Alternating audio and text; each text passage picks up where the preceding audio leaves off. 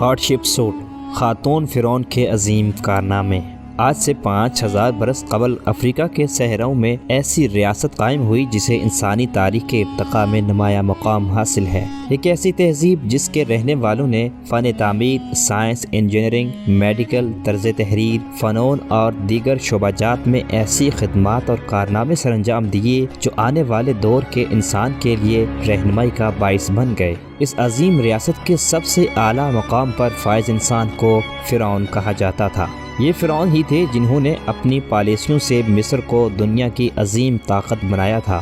اگرچہ مصری ریاست کو کامیاب بنانے والے زیادہ تر فرعون مرد تھے، مگر اس معاشرے نے چند خواتین کو بھی آگے بڑھنے، ملکی انتظام سنبھالنے اور ریاست کی قسمت کے فیصلے کرنے کا موقع دیا۔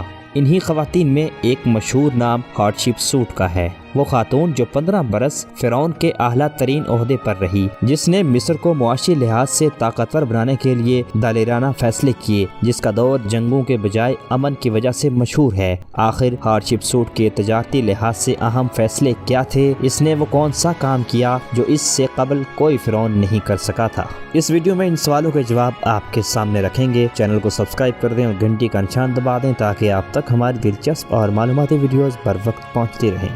دوستو، ہارڈشپ سوٹ کا تعلق مصر کے 18ویں شاہی گھرانے سے تھا۔ بریٹانیکا کے مطابق اس نے 1473 قبل مسیح میں فرعون کا منصب ایک ایسے وقت میں سنبھالا تھا جب اس کا کم سن سوتیلا بیٹا تھٹموس پہلے ہی اس عہدے پر فائز تھا۔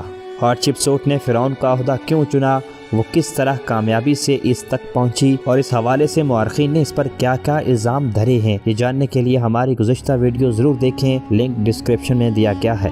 تاریخ دانوں کے مطابق ہارڈشپ سوٹ فرعون بنی تو اس کا ساتھی فرعون تھٹموس صرف نام کا حکمران رہ گیا، کیونکہ ملک کا تمام انتظام اسی خاتون نے مکمل اور بھرپور انداز سے اپنے ہاتھ میں لے لیا تھا۔ ورلڈ ہسٹری انسائکلوپیڈیا کے مطابق جس دور میں ہارڈشپ سوٹ فرعون بنی تھی، اس وقت اس عہدے کو جنگجو حکمران کا منصب سمجھا جاتا تھا۔ دوسری اہم بات یہ تھی کہ 18ویں شاہی خاندان کی حکمرانی کی بنیاد رکھنے والے فرعون احموز اول نے ہارڈشپ سوٹ کے تخت نشین ہونے سے چند عشرے قبل فتوحات کی پالیسی کی بنیاد رکھی تھی۔ اس پالیسی کا مقصد جہاں مصر کے زیر کنٹرول علاقے بڑھانا اور ملک کے گرد محفوظ علاقوں کا اضافہ کر کے اس کی سیکیورٹی میں اضافہ کرنا تھا، وہیں اس کے تحت ان مفتوحہ علاقوں کی دولت اور وسائل لوٹ کر مصر کے خزانے بھرے جاتے تھے۔ یہ وہ پالیسی تھی جسے ہارڈشپ سوٹ کے والد فرعون تھٹموس اول نے بھی بھرپور انداز سے جاری رکھا تھا۔ اب یہ مشن ہارڈشپ سوٹ کے سامنے تھا۔ تاریخ دانوں کے مطابق اس نے اپنے اجداد کی اس روایت پر عمل کرتے ہوئے جنگی مہمات کو جاری رکھا۔ یہ فوجی مہمات شام اور نوبیا کے علاقوں میں کی گئی، تاہم ہارڈشپ سوٹ کو ان جنگوں کی وجہ سے نہیں بلکہ امن کے لیے جانا جاتا ہے۔ یہ جنگی فیصلے تو محض فرعون کے مقام کی روایت کو جاری رکھنے کے لیے تھے، ورنہ ملک کو امیر بنانے کا کام لڑائی کے بجائے امن سے بھی کیا جا سکتا تھا۔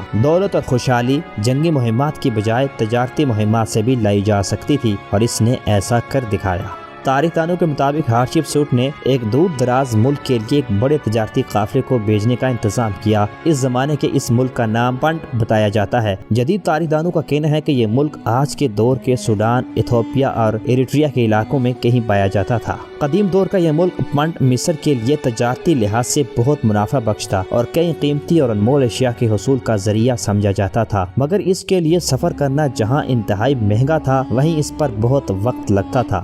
مورخین کے مطابق ویسے تو مصر کے فرعون صدیوں سے اس سرزمین کے ساتھ تجارت کرتے آ رہے تھے، مگر 500 برس ہو چکے تھے کہ کسی فرعون کو اس سرزمین کے لیے تجارتی قافلے بھیجنے کی ہمت نہیں ہوئی تھی۔ اب صدیوں بعد ایک خاتون فرعون ہارڈشپ سوٹ نے یہ جرأت مندانہ فیصلہ کیا۔ نیشنل جیوگرافک نے اپنی ایک رپورٹ میں ہارڈشپ سوٹ کی اس تجارتی مہم پر تبصرہ کرتے ہوئے لکھا ہے کہ یہ ایک کامیاب مہم تھی جس نے اس فرعون کی شہرت اور مقبولیت میں نمایاں اضافہ کیا۔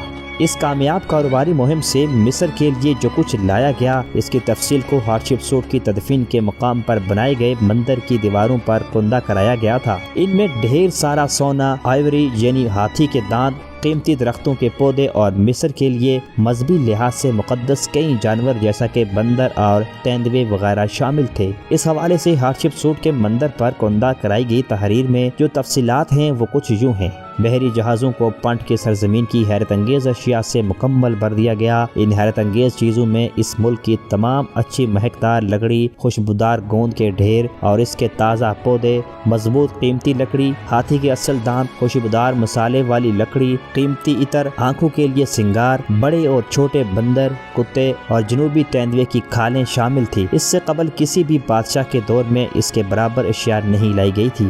مورخین کے مطابق ہاتشپسوٹ کا یہ قافلہ کامیاب ترین کاروباری مشن تھا۔ اس سے پہلے کہ فرعون پنٹ نامی ملک سے اس وسیع پیمانے پر تجارتی اشیاء کبھی نہیں لا پائے تھے۔ کامیاب تجارتی مارکے کے ساتھ ساتھ اس خاتون حکمران نے ملک میں تعمیراتی منصوبوں کے جال بچھا دیے۔ مصر کے کئی مقامات پر مندر اور دیگر یادگاری عمارات تعمیر کرائی گئی۔ ورلڈ ہسٹری انسائکلوپیڈیا کے مطابق ہاتشپسوٹ کے تعمیراتی منصوبے نہ صرف دیوتاؤں کو خوش کرنے کے لیے تھے بلکہ وسیع پیمانے پر مصر کے لوگوں کو روزگار کی فراہمی کا ذریعہ بھی بنے۔ ریسرچرز کے مطابق ان تعمیرات کا حجم اور نفاست اس بات کی گواہی دیتے ہیں کہ ہاتشپسوٹ کے دور میں ملک کس قدر خوشحال تھا۔ اس کی تعمیرات میں سب سے عظیم دیر البحری کے مقام پر بنایا جانے والا وسیع و عریض مندر ہے۔ نیشنل جیوگرافک کی رپورٹ کے مطابق یہ مندر قدیم دنیا کے تعمیراتی کاموں میں سب سے مسحور کن کارنامہ تھا۔ اس کی تعمیر پر لگ بھگ 15 برس لگ گئے تھے۔ یہ مندر 3 منزلہ تھا جس میں مزارات، عبادت گاہیں اور امن دیوتا نامی معبود کی عبادت گاہ تھی۔ بریٹینیکا نے اس مندر کو ہاتشپسوٹ کی اعلیٰ ترین کامیابی قرار دے دیا۔ دوستو، ہاتشپسوٹ لگ بھگ 21 برس حکمراں رہی۔ 6 برس کمسن تھٹموس سوم کی جگہ بطور ریجنٹ ملک چلایا، جبکہ 15 برس فرعون کے مکمل اختیارات کے ساتھ فیصلے کیے۔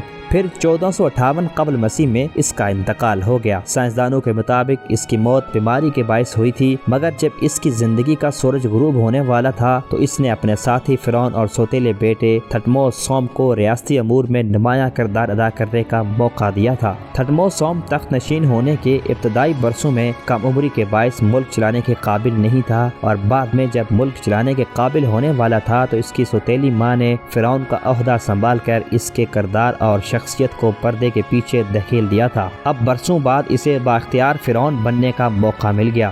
یہ وہ وقت تھا جب تھٹموس اپنے منفرد انداز سے، اپنے من پسند فیصلوں سے اور قائدانہ صلاحیتوں سے مصر کی عظمت بڑھا سکتا تھا۔ وقت کے ساتھ اس نے یہ سب کیا، مگر اس کا ایک اقدام ایسا تھا جس نے مورخین اور ریسرچرز کو طرح طرح کے مفروضے پیش کرنے کا موقع فراہم کیا۔ تھٹموس سوم نے اپنی سوتیلی ماں ہاتشپسوٹ کے دور اقتدار کی تمام نشانیاں مٹانے کے احکامات جاری کر دیے۔ britannica.com پر دستیاب معلومات کے مطابق فرعون کے ان احکامات کی روشنی میں ہاتشپسوٹ کے مجسمے توڑ دیے گئے، مزاروں کو مسخ کر دیا گیا اور اس کا نام بادشاہوں کی سرکاری فہرست سے ہٹا دیا گیا۔ فرعون تھٹموس سوم کے حکم پر کیے جانے والے ان اقدامات نے ہاتشپسوٹ کے کارناموں کو صدیوں تک تاریخ کے نظروں سے اوجھل کیے رکھا۔